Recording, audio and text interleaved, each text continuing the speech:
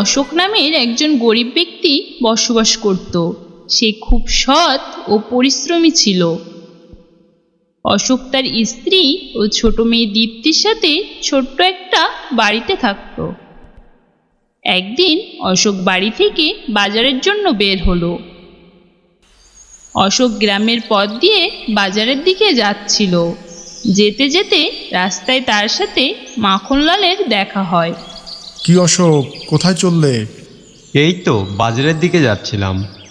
আমিও বাজারেই যাচ্ছি।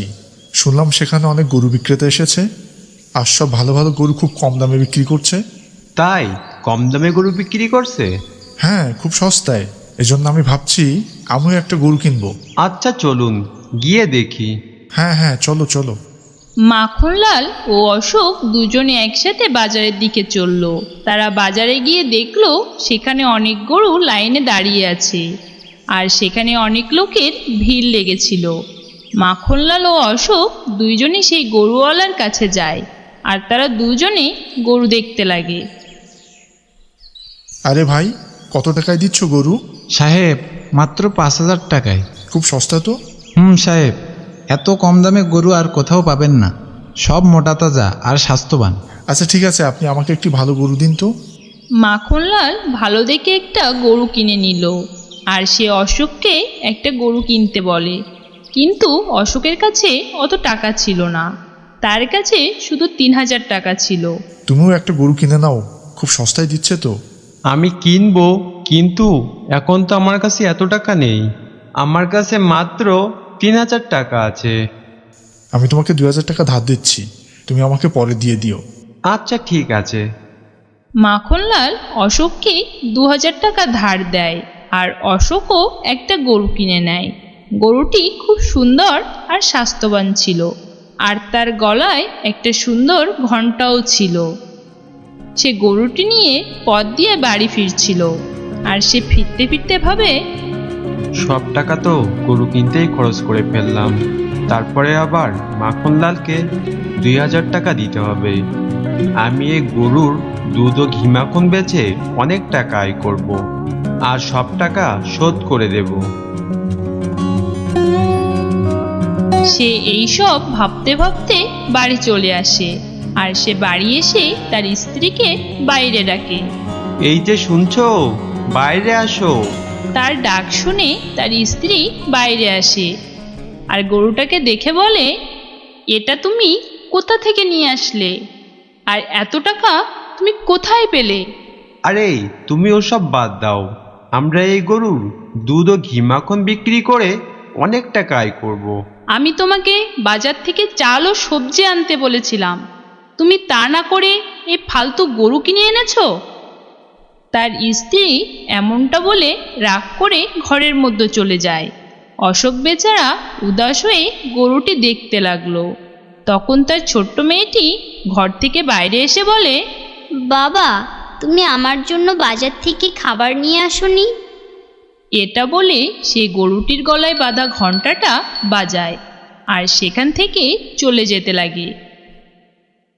কিন্তু যখনই ঘণ্টা বাজে, তখন গরুটির সামনে আশ্চর্যজনকভাবে একটি আলোর রোশনি আসে, আর হঠাৎ করে সেখানে অনেক প্রকার খাবার চলে আসে।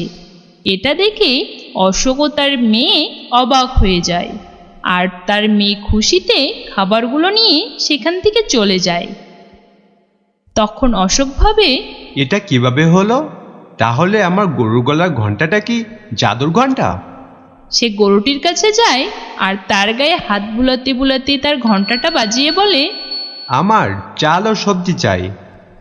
অশোক যখনই এমনটি বলে, সেখানে আবার আলো রোশনি চমকাতে থাকে, আর চাল ও সবজি চলে আসে। অশোক এটা দেখে মহা খুশি হয়ে যায়, আর সে তার স্ত্রীকে ডেকে বলে, এই যে শুনছো, তাড়াতাড়ি একটু বাইরে আসো। তার স্ত্রী বাইরে আসার সাথে সাথে সে তার স্ত্রীর হাতে সবজির ঝুড়িটা তুলে দেয়, আর তার জাদুর গরুর ব্যাপারে বলতে লাগে। তার স্ত্রী ভীষণ খুশি হয়ে যায়, গরুটির কাছে যায়, আর তার গায়ে হাত বুলাতে বুলাতে তার ঘণ্টাটা বাজিয়ে বলে, আমার অনেক টাকা চাই, আমাকে অনেক টাকা দাও। কিন্তু সেখানে কিছুই আসে না। তখন সবাই চিন্তা করতে লাগে। তখন অশোক বুঝতে পারে যে টাকা পাওয়া যাবে না। এ গরু আমাদের প্রয়োজনীয় জিনিসের চাহিদা পূরণ করবে। তুমি টাকা বাদ দিয়ে তোমার প্রয়োজনীয় জিনিস চাও। তারপর থেকে তাদের যখনই কোনো কিছুর প্রয়োজন হতো তখন তারা তাদের গরুর থেকে চেয়ে নিত। এভাবে দেখতে দেখতে তাদের সব অভাব দূর হয়ে যায় আর তারা খুব ভালোভাবে জীবন কাটাতে লাগে। এ খবর আস্তে আস্তে গ্রামের সবাই জেনে যায় আর অশোকের হঠাৎ করে বড়লোক হয়ে ওঠায় সবাই হিংসা করতে লাগে। আরে ভাই, অশোক এমন কি দান মারলো যে সে হঠাৎ করে এত বড়লোক হয়ে গেল? জানি না ভাই, ও কোনো গুপ্তধন পায়নি তো? আরে না ভাই, আমি শুনেছি এসব কিছু ওর এই গরুটা আসার পর থেকেই শুরু হয়েছে।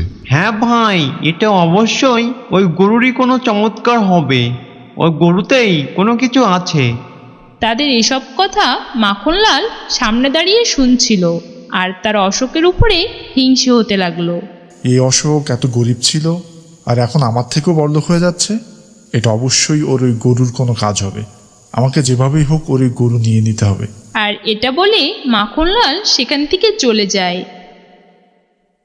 একদিন অশোক তার গরুটিকে নিয়ে মাঠে ঘাস খাওয়াচ্ছিল। এমন সময় মাখনলাল ও তার চেলা কালু সেখানে পৌঁছায় আর তারা গাছের আড়াল থেকে দেখতে লাগে। তারপরে মাখনলাল কালুকে ইশারা করে।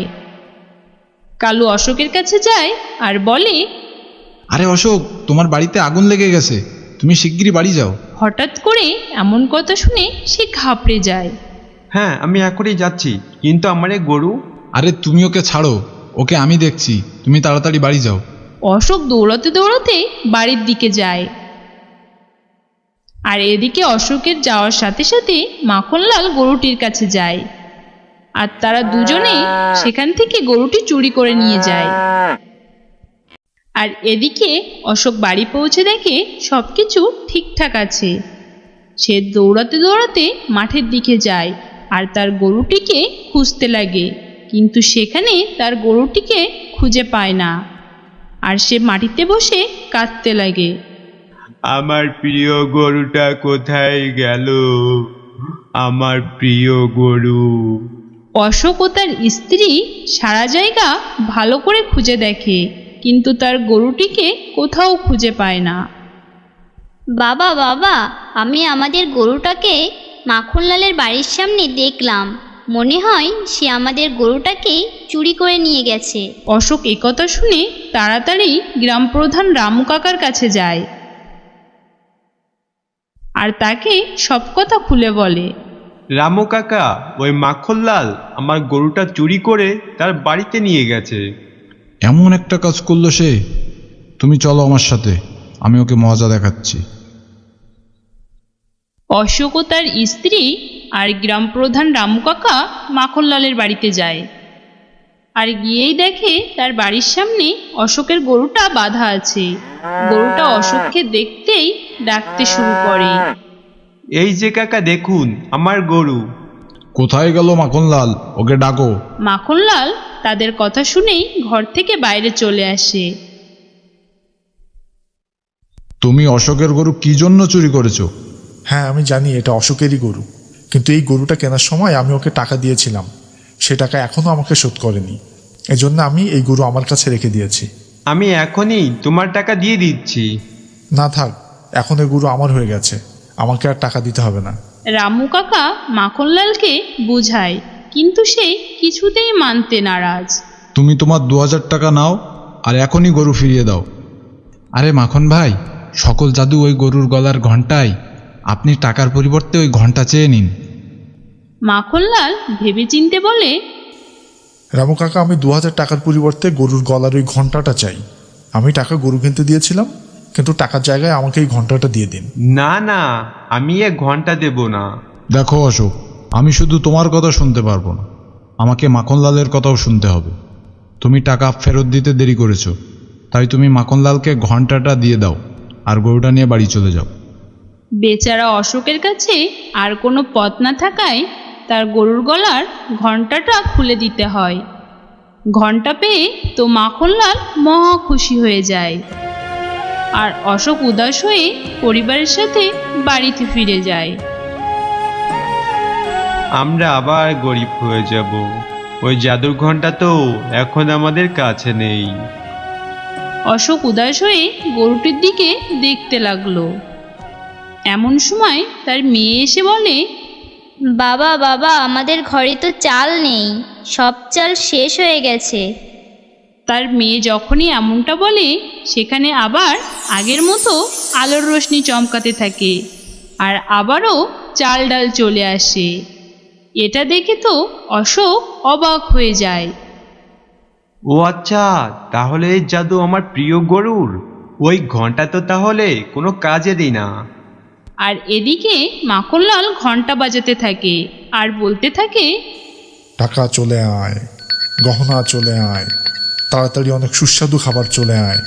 কিন্তু সেখানে কিছুই আসে না। রাগে মাখনলাল বারবার ঘন্টাটি বাজাতে থাকে। এই ঘন্টা তো কাজেরই না, ফালতু আমার 2000 টাকা জলে গেল। এর থেকে ভালো হতো যদি আমি আমার টাকা নিয়ে নিতাম। রাগে মাখনলাল ঘন্টাটি বাইরে ছুঁড়ে ফেলে দেয়। অশোক ও তার পরিবার আবার আগের মতো গরুটির সাথে সুখে শান্তিতে থাকতে লাগলো।